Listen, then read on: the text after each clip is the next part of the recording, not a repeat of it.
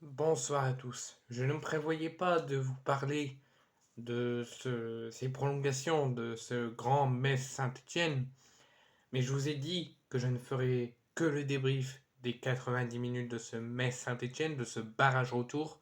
Je vous l'ai fait, il est publié depuis bientôt une grosse demi-heure. Vous pourrez aller l'écouter, vous pourrez aller liker, dire ce que vous pensez en commentaire. Je vous répondrai en toute objectivité et ça me fera permettre de grandir et en plus de faire grandir la chaîne et de rendre de mieux en mieux les contenus. Donc n'hésitez pas à aller voir mon débrief de ce barrage retour Metz-Saint-Etienne qui s'est conclu par une victoire messine 2 buts à 1 pour un 3-3 au score des deux matchs qui a emmené ce match en prolongation et qui revient à ce sujet de cette vidéo. L'AS Saint-Etienne est de retour dans l'élite du football français, 2 ans après avoir quitté la Ligue 1. Ils ont passé 2 ans en Ligue 2, ils étaient quand même à ça de passer 3 ans en Ligue 2. Ils ont fermé les bouches de tout le monde, ils ont fermé la mauvaise dynamique et ils sont de retour 2 ans après avoir quitté la Ligue 1 dans l'élite du football français, après avoir arraché au bout des prolongations, le match nul, 2 buts partout, mais l'avantage 4 buts à 3 au score cumulé des deux rencontres. Et ça, c'est totalement sensationnel, c'est totalement incroyable. Ça n'excuse pas en moins la première période, à vrai dire, pas à la hauteur de Saint-Etienne, pas digne de Saint-Etienne qui veut monter et accrocher un résultat et monter en Ligue 1. Mais Saint-Etienne se sera bien rattrapé, aura été professionnel, aura été transcendant, se sera battu jusqu'au bout, même jusqu'au bout des prolongations, et aura mérité sa montée en Ligue 1 et sera la 18e équipe en Ligue 1 la saison prochaine. Et on les retrouvera dans moins de 3 mois dans l'élite du football français en espérant qu'ils restent en Ligue 1 le plus longtemps possible et pour leur retour qui réalisent l'une de leurs plus belles saisons dans l'histoire de l'AS Saint-Etienne. Si on fait un point plus sur ce match, parce que je vous ai dit que je ne vous parlerai pas des prolongations, je vous ne débrieferai pas non plus les prolongations, je vous ai débriefé le match, mais on va parler euh, de la saison de l'AS Saint-Etienne. Parce que tout le monde va sûrement se dire, ouais, c'est qu'une montée, Auxerre a réussi, Angers a réussi, faut pas en faire tout un plat. Ben si, quand on a vu la saison de Saint-Etienne en Ligue 2, quand on a vu tout ce qui s'est passé durant l'entièreté de cette saison, on ne pensait pas que Saint-Etienne allait monter en Ligue. Et au vu également de leur fin de saison. La défaite 2-0 à Valenciennes. La perte de la deuxième place et de la montée directe lors de la dernière journée. Saint-Etienne a très mal fini sa fin de saison en Ligue 2. Défaite 2-0 à Valenciennes, mais aussi défaite 2-0 à Quevilly, alors que Quevilly était à 10, si je ne dis pas de bêtises. Et même Saint-Etienne était largement favori, devait finir deuxième et devait battre Quevilly, sachant qu'Angers n'avait pas gagné. Donc la fin de saison a été chaotique et cauchemardesque pour les Stéphanois. Et ils sont même retombés dans leur travers, alors qu'ils avaient plutôt réalisé une saison assez, pas excellente, mais assez satisfaisante. Parce qu'il ne faut pas oublier, Saint-Etienne revient de loin.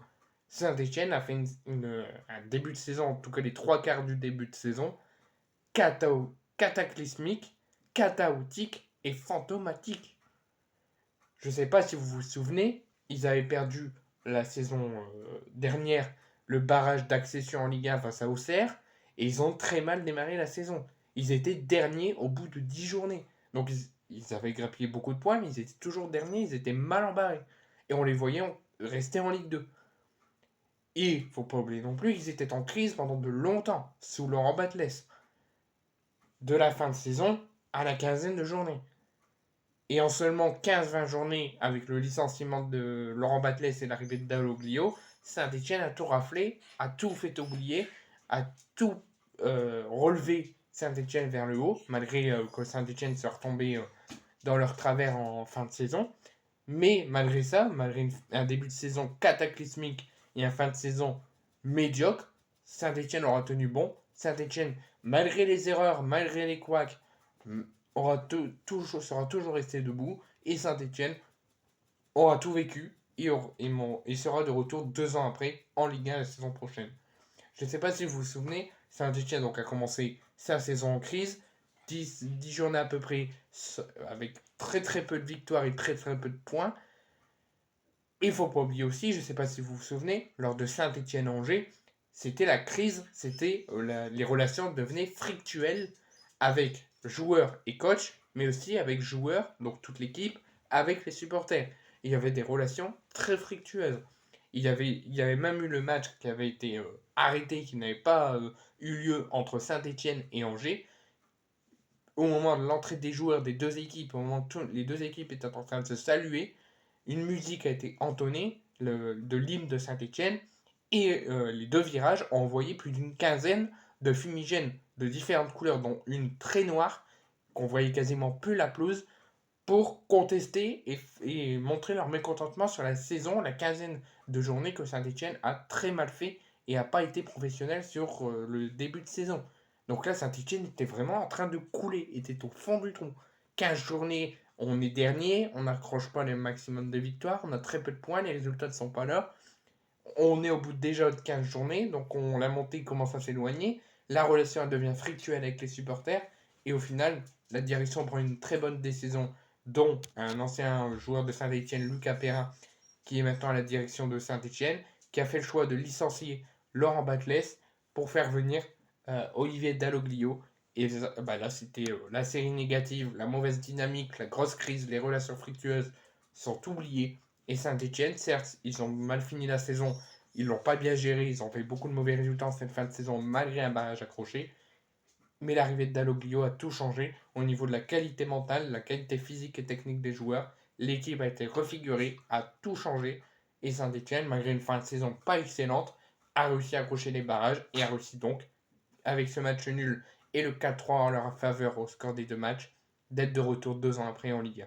Donc ce n'est rien, ce n'est pas rien. Saint-Etienne est un club historique, ça fait 2 ans qu'ils sont en Ligue 2 et c'est pas normal. Et là, ils respectent enfin la logique en étant professionnels, en ne lâchant rien. Et tout simplement, il faut fêter que Saint-Etienne est en Ligue 1. Et même en n'étant pas supporter de la Saint-Etienne, même si je les suis depuis de longues années, en Ligue 2, en Ligue 1, je les ai toujours suivis, je ne les ai jamais lâchés tels que je supporte mon club, j'ai toujours regardé leurs matchs, parce que Saint-Etienne est un club historique. Et là, que Saint-Etienne a enchaîné plus de 2 ans en Ligue 2, c'était nullissime et c'était illogique. Ce club ne doit jamais être dans l'échelon inférieur. Et là, qu'ils sont de retour en Ligue 1, je suis très heureux, je suis un homme heureux. Et là, on peut dormir tranquille. Enfin, un club historique respecte la logique. Le football fait respecter la logique et Saint-Etienne est en Ligue 1. Bravo, bravo à eux. Retour des les derbys chauds entre Lyon et Saint-Etienne et retour des gros matchs entre Marseille et Saint-Etienne. Saint-Etienne, Olivier Dalloglio, joueurs, supporters, on vous donne rendez-vous dans 3 mois en Ligue 1.